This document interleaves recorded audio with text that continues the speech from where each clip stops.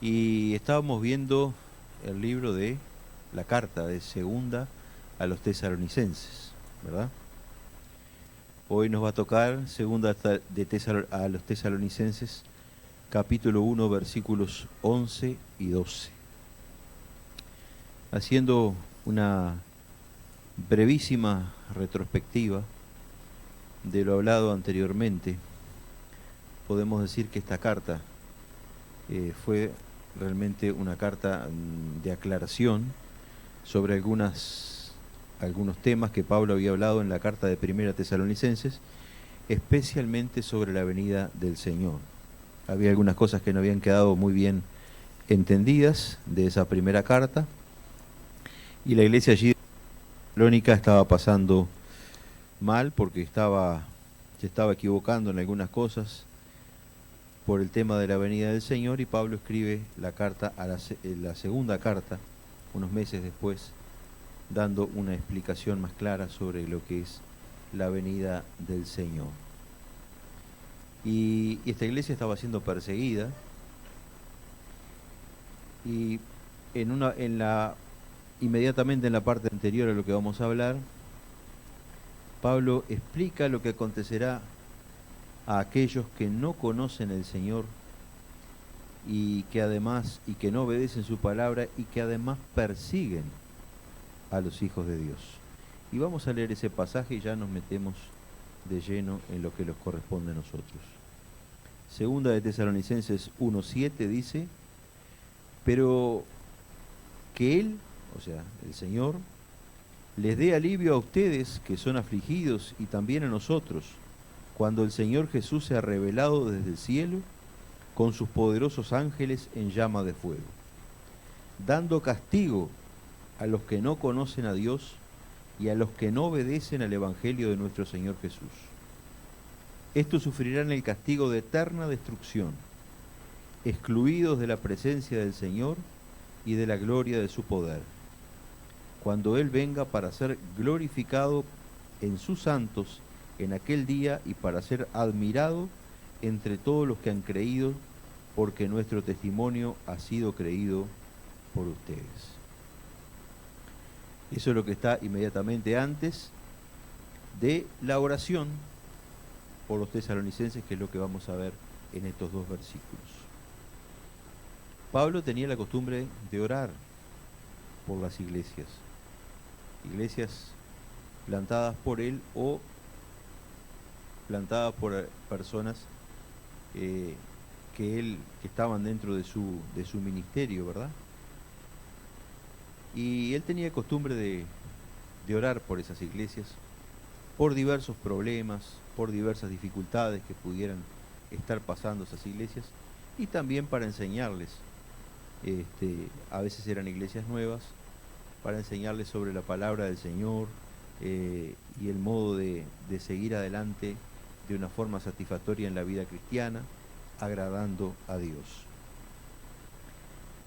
Los versículos que vamos a leer dicen así: con este fin nosotros oramos siempre por ustedes, para que nuestro Dios los considere dignos de su llamamiento y cumpla todo deseo de bondad y la obra de fe con poder, a fin de que el nombre de nuestro Señor Jesús sea glorificado en ustedes y ustedes en Él, conforme a la gracia de nuestro Dios y del Señor Jesucristo. Muy bien, dijimos que él tenía la costumbre de orar por las iglesias, y ya acá en el versículo 11 dice: nosotros oramos siempre por ustedes. También podemos ver algo similar cuando le escribe a los colosenses, en el capítulo 1, versículo 8, en el cual dice: el cual también nos informó acerca del amor de ustedes en el Espíritu. Por esta razón también nosotros, desde el día que lo supimos, no hemos dejado de orar por ustedes, pidiendo de que sean llenos del conocimiento de su voluntad en toda sabiduría y comprensión espiritual, para que anden como es digno del Señor, haciendo en todo lo que le agrada, dando fruto en toda buena obra y creciendo en el conocimiento de Dios. Muy bien, Entonces Pablo tenía la costumbre de orar y era una muy buena costumbre, una costumbre que tenemos que tener también nosotros en nuestra vida, es la costumbre de oración, de comunicación con nuestro Padre Celestial. Si creemos que seguimos y adoramos un Dios vivo y poderoso como lo cantamos en las alabanzas, también tenemos que hablar con Él, porque es imposible que mantengamos un silencio entre ese Padre y nosotros que somos sus hijos, entre el Creador y la criatura. No podemos mantener ese silencio, tenemos que tener una comunicación, tenemos que hablar con Dios, tenemos que decirle cosas al Señor y tenemos que escuchar cosas también que Dios nos quiere decir. Él nos quiere hablar, Él nos quiere guiar, Él nos quiere consolar, Él nos quiere aconsejar, Él tiene muchas cosas para decirnos y es Dios. Él nos va a decir lo que es la verdad, aquellas cosas que nos guían por el camino recto, aquellas cosas que realmente debemos hacer, debemos seguir, de la forma, en fin, que debemos guiar nuestra vida en el camino de Cristo. Eso solamente nos puede decir Dios. Muchas veces nosotros agarramos a alguien de repente de confidente o de algo y esperamos oír permanentemente consejos y cosas de esas personas, pero hermano, yo le recomiendo que usted ponga en esa situación al Señor. Nadie le va a dar mejor consejo, nadie le va a hablar algo más recto, más concreto, más verdadero de lo que le puede hablar Dios. Pablo entonces oraba por esas iglesias, por estos problemas que tenían. En este caso, la iglesia de Tesalónica estaba pasando por persecuciones y la venida del Señor era, digamos, un tema que estaba muy, muy fuerte en la iglesia, ¿verdad? Y ellos estaban con problemas a ese respecto. Y entonces ellos deciden orar para que esta gente de Tesalónica pueda llevar una vida como Dios quiere que lleven. ¿Para qué? Para que ellos de esta manera honren a Dios, ¿verdad? La palabra, hay una frase acá en esta segunda Tesalonicenses 1:11 que dice, para que Dios los considere dignos de su llamamiento. Ahora, si nosotros leemos un poco apurados esto, y esta palabra dignos está en varias versiones, ¿qué podemos entender de esto? Que tenemos que ser personas que tenemos que tener ciertas cualidades para que Dios nos mire, para que Dios trate con nosotros, para que Dios se acerque a nosotros, nos busque. ¿Verdad que lo podemos ver equivocadamente de esa manera si lo leemos un poco apurado? Porque dice para que Dios los considere dignos de su llamamiento. Pero no es eso lo que está hablando, hermanos. Acá la palabra dignos se refiere a otra cosa. Y esto ya lo vamos a ver ahora, ¿verdad? Dice, ya también les había nombrado, les había dicho una frase similar en la misma carta, en 2 Tesalonicenses, solo que en el capítulo 1, el versículo 5, un poco más atrás, les dice, esta es una señal evidente del justo juicio de Dios, para que sean considerados dignos del reino de Dios, por el cual en verdad están sufriendo. La palabra dignos, hermanos, significaba acá que las personas eran dignas del llamamiento. ¿Qué quería decir? Que tenían que llevar una vida de acuerdo a lo que Dios quería. No es que yo tengo que tener ciertas cualidades para que Dios me eligiera. No, en realidad yo no tengo que tener cualidad ninguna, porque eso invalidaría lo que Dios estableció y está escrito en su palabra, de que Dios nos miró a nosotros por amor, sin mérito ninguno de nuestra parte. Él simplemente nos eligió porque Él quiso. Nosotros no tuvimos que hacer mérito ninguno para que Dios se acercara a nosotros. La Biblia dice, no, tú no elegiste, no lo eligieron ustedes a Dios, sino que Dios los eligió a ustedes. Y esa elección, hermanos, fue una elección sin méritos de nuestra parte, simplemente por el amor de Dios, ¿verdad? En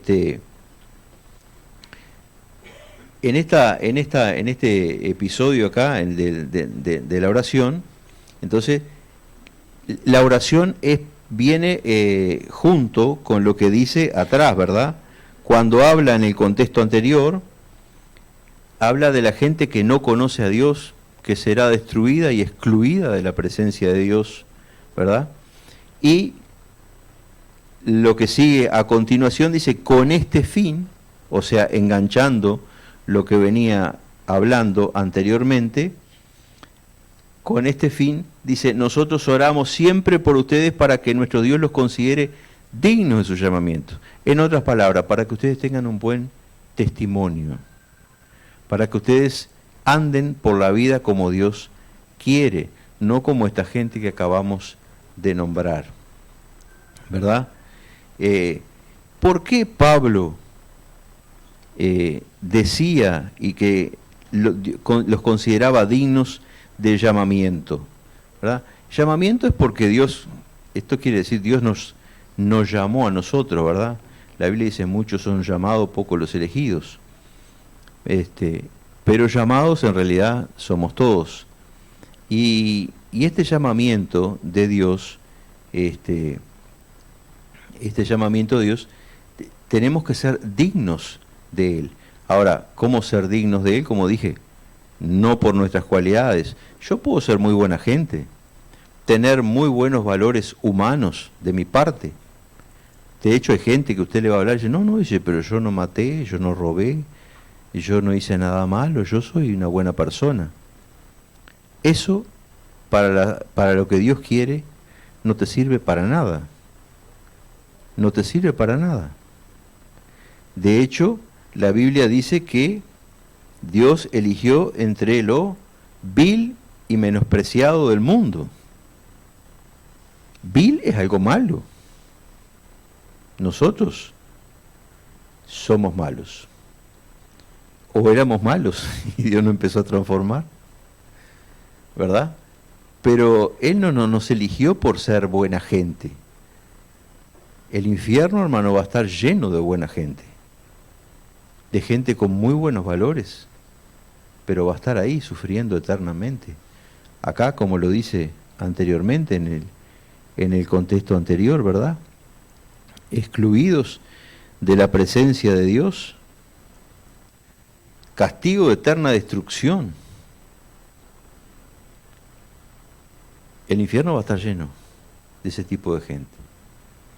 Nosotros lo que tenemos, lo que Pablo oraba acá por esta iglesia y hablaba con Dios pidiéndole, era que esta gente tuviera un encuentro con Dios real, verdadero, y que pudieran seguir una vida como Dios manda. Llevar un testimonio cristiano, no por su propia voluntad, sino por su fe y amor en el Señor. Era eso ser digno de su llamamiento. Lo otro que sigue es que en el deseo de la oración de Pablo es que cumpla, dice, todo deseo de bondad y la obra de fe con poder. La vida cristiana va acompañada de obras. Nadie lleva una vida cristiana quieta, sin hacer nada. Las obras acompañan a la vida cristiana, ¿verdad? De hecho, la palabra dice que nosotros a veces debemos mostrar nuestra fe por las obras. Ahora, estas obras son obras porque sí. Porque a veces dice, no, ese no es por obra, sí, no es por obra para que nadie se gloríe, pero no estamos hablando de las mismas obras. Estas obras que habla acá son obras de fe, son producto de la vida cristiana.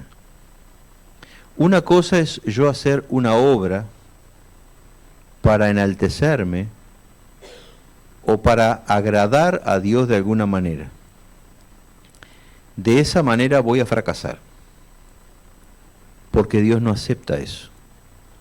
Otra cosa es que yo haga una obra producto de mi amor por Dios y de mi vida en Cristo. Cuando esa obra, que lleva un componente de bondad y de amor, sale de un corazón lleno del Señor y agradecido por Dios, esa obra cuenta para Dios. De hecho, dice que seremos juzgados, ¿por qué? Por las obras. Y no, como les dije, por las obras que voy a salir por ahí a hacer caridad, a ver si voy ganando puntos, como hace alguna secta. Tengo tantas horas, llevan una especie de cartilla, tengo tantas horas de predicación, tengo tantos libros vendidos, tengo tanta... ¿Y eso para ellos sabían que cuenta para salvación? Es increíble. Si ustedes se ponen a hablar con, voy a decir el nombre, con un testigo de Jehová,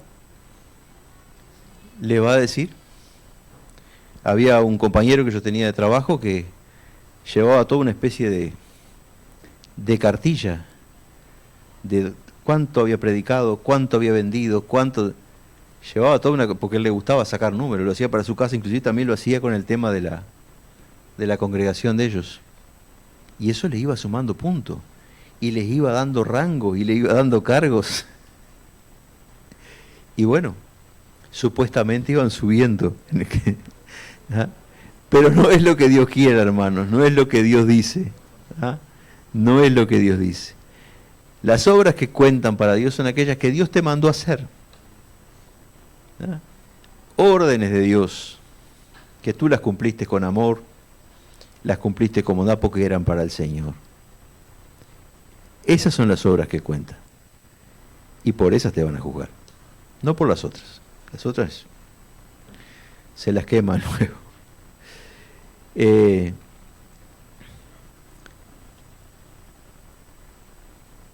Dice que en la oración de Pablo era para que esta gente, como dije, glorificara a Dios mediante su vida y se diferenciara de los otros, estos que nombramos antes, porque la iglesia tiene que diferenciarse, hermano, del mundo. El creyente, el piadoso, tiene que diferenciarse del impío. Y esa diferencia tiene que ser evidente. ¿Y cómo esa diferencia no va a estar si no existe una manifestación externa de esa salvación que ocurre internamente en nosotros? Tiene que existir una manifestación externa.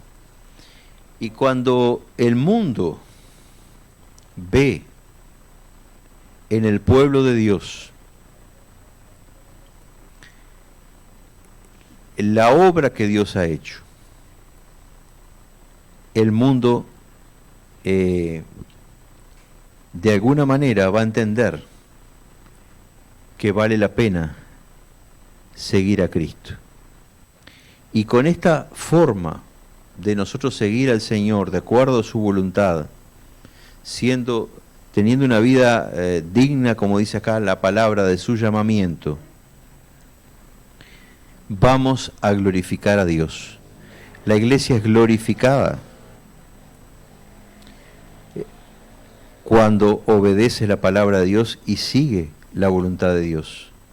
Y el Señor es glorificado porque la iglesia sigue su palabra.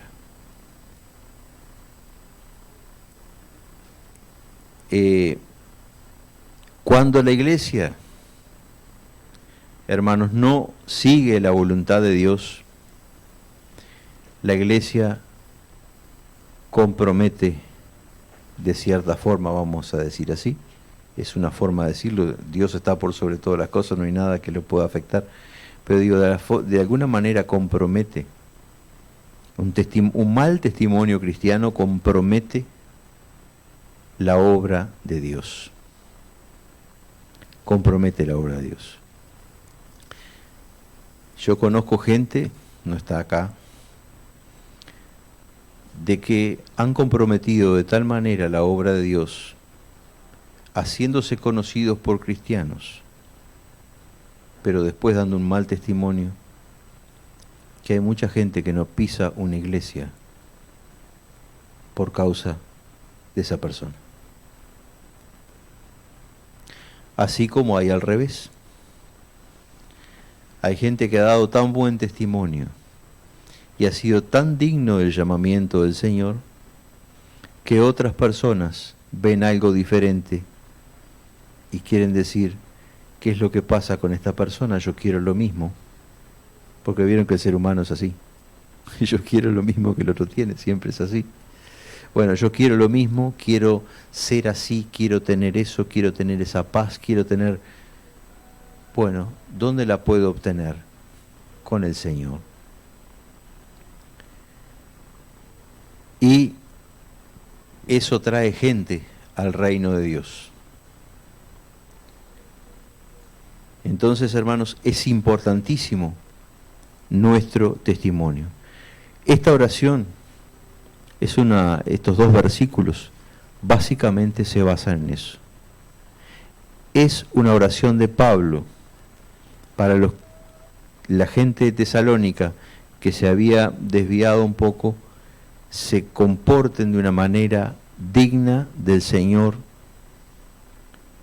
y lleven, digamos, en alto la salvación que Dios les dio y puedan mostrarle al mundo lo que Dios hace en la vida de las personas. O sea, un buen testimonio hacia aquellos que no conocen a Cristo.